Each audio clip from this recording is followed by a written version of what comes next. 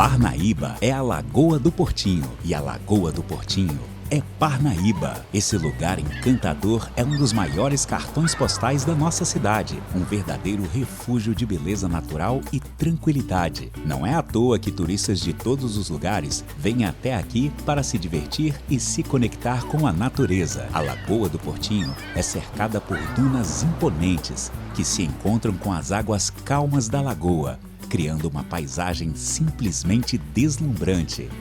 Não há como negar, a vista é de tirar o fôlego. Recentemente, a lagoa passou por melhorias, deixando o espaço ainda mais acessível e convidativo, com novas áreas de lazer e mais conforto. Ela ganhou um brilho renovado, sem perder a essência e a conexão com a natureza. Mas, mais do que isso, a Lagoa do Portinho é parte da nossa identidade, uma marca registrada de Parnaíba que está no coração de todos nós. Sem a lagoa, nossa cidade não teria o mesmo significado, o mesmo charme. Ela é o ponto de encontro perfeito, onde as pessoas se reúnem para relaxar, praticar atividades ou simplesmente curtir a vista. Um lugar que traz vida, história e beleza para Parnaíba. Venha descobrir a imensidão das dunas, o brilho da lagoa e a paz que só esse lugar oferece. Parnaíba te espera de braços abertos.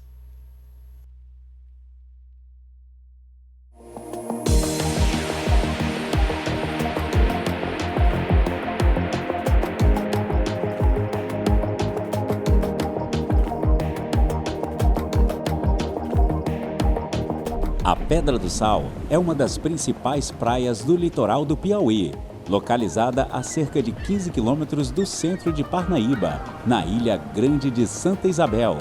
Seu nome vem das formações rochosas que acumulam cristais de sal, e sua geografia divide a praia em dois trechos distintos. Um lado de águas calmas, propício para o banho e lazer, e outro com ondas fortes, ideal para surfistas e esportes náuticos. Além do turismo, a Pedra do Sal é um importante ponto de pesca artesanal. Diariamente, pescadores locais saem ao mar em pequenas embarcações, utilizando técnicas tradicionais para garantir o sustento de suas famílias. A pesca é uma das atividades econômicas mais importantes da região e mantém viva a cultura marítima do litoral piauiense. Nos últimos anos, a praia passou por um processo de revitalização para melhorar a estrutura e oferecer mais conforto a moradores e visitantes. Foram construídos novos quiosques, calçadões e espaços de lazer. Essas melhorias tornaram a Pedra do Sal um destino ainda mais acessível e atrativo, sem comprometer sua beleza natural e sua identidade cultural. A Pedra do Sal não é apenas um cartão postal do Piauí, mas um símbolo da vida no litoral nordestino. Aqui, a tradição dos pescadores se encontra com o turismo, criando um ambiente onde a cultura local se mantém viva. Com uma estrutura renovada e um cenário natural preservado, a praia se consolida como um dos destinos mais especiais do Nordeste brasileiro. Venha conhecer a Pedra do Sal e descobrir tudo o que esse paraíso tem a oferecer.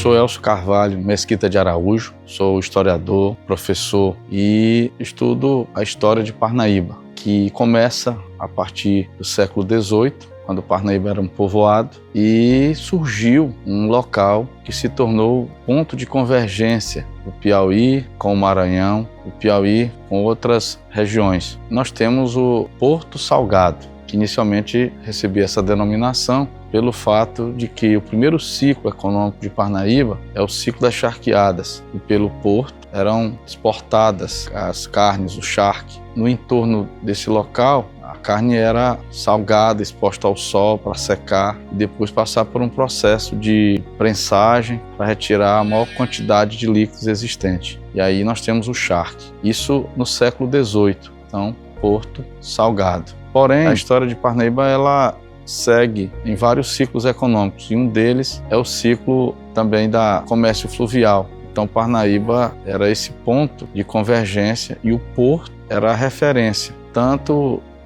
do deslocamento de pessoas para outras regiões do Piauí e do Maranhão e também para outros lugares do Brasil e para a Europa. Tivemos também a questão do comércio de cargas. E aí nós temos o comércio de outras mercadorias, de matéria-prima que vinha para Parnaíba, que era exportada. Então nós temos o comércio fluvial e isso intensifica aqui o movimento. É tanto que no século XIX nós já temos várias construções, mais armazéns e muitas empresas que se instalaram aqui, inclusive empresas de exportação, empresas de origem inglesa, francesa, portuguesa.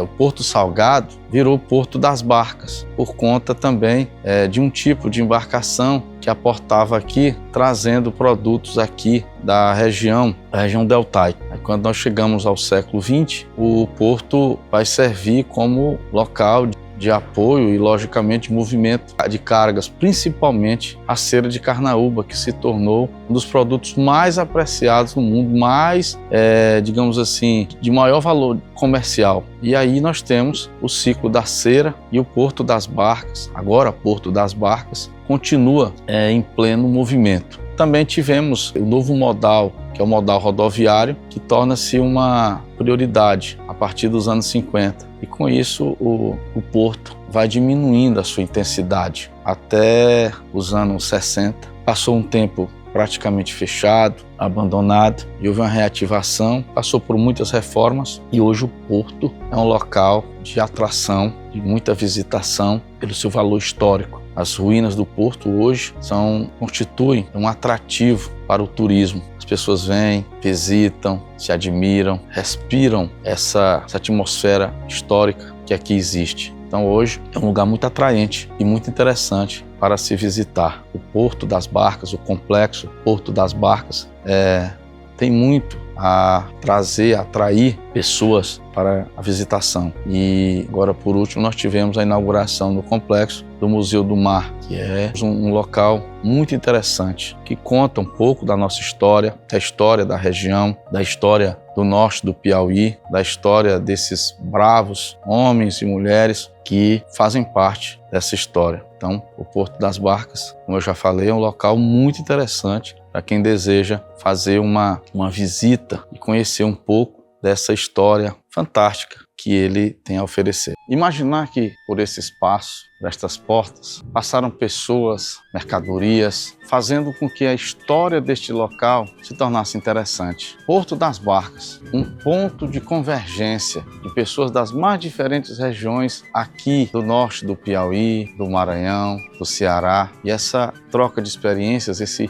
intenso fluxo de pessoas fizeram daqui um local muito especial, uma cultura heterogênea que hoje atrai pessoas das mais diferentes partes do mundo para visitar esse espaço que respira história. Um dos elementos que compõe a história do Porto das Barcas está aqui, o guindaste. Através dele, muitas cargas foram retiradas ou colocadas nos navios, nas embarcações, para serem comercializadas para as mais diferentes regiões do Brasil e até mesmo da Europa. Esse prédio, ele é um dos mais conhecidos e interessantes pontos de atração turística aqui do Porto das Barcas. E a história dele remonta no início do século XIX, quando os parnaibanos exigiram da coroa portuguesa a criação de uma alfândega aqui para a nossa região. Instituição essa que passaria a cobrar os impostos de exportação e importação. Então, esse prédio, ao longo do tempo, a sua estrutura abrigou muita história, logicamente, favorecendo, facilitando a dinâmica a partir do Porto das Barcas.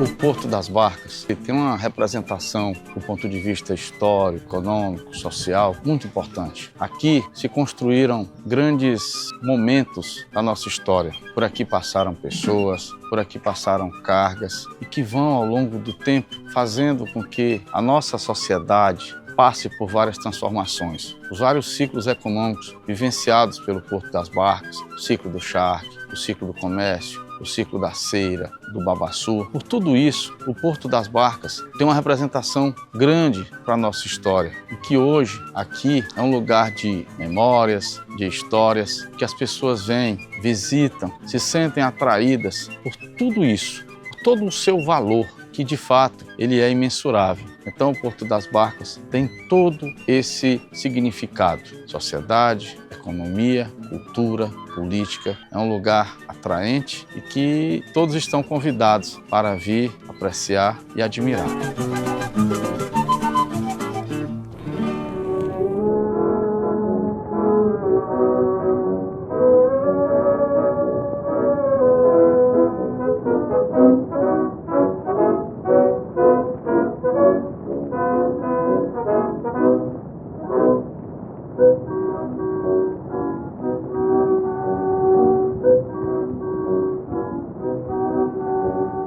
Surely something's wrong with me.